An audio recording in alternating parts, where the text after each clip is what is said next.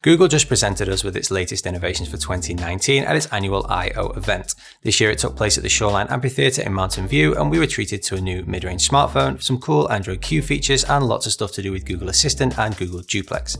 Here are the 5 coolest things we saw from Google I/O 2019. A Google Pixel phone you can afford.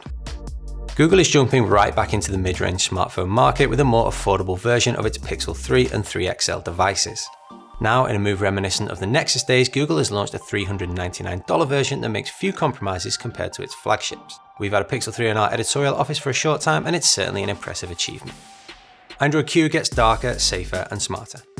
Today at the Google I/O, we learn more about Android Q. Privacy and security are 2 major topics this year. Google says it has almost 50 new features and changes focused on security and privacy. You can now choose to share location data with apps only while they're in use, and you'll also receive reminders when an app has your location on in the background. On-device machine learning is now used for Smart Reply. It's built into the notification system and allows any messaging app to suggest replies in notification.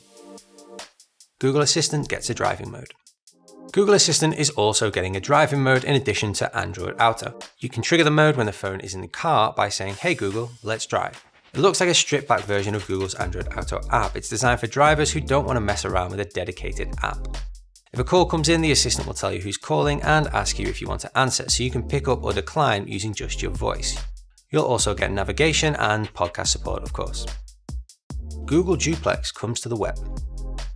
Last year, Google showed how its Duplex assistant can phone a restaurant and make a reservation on your behalf. Now, Google Duplex is coming to the web.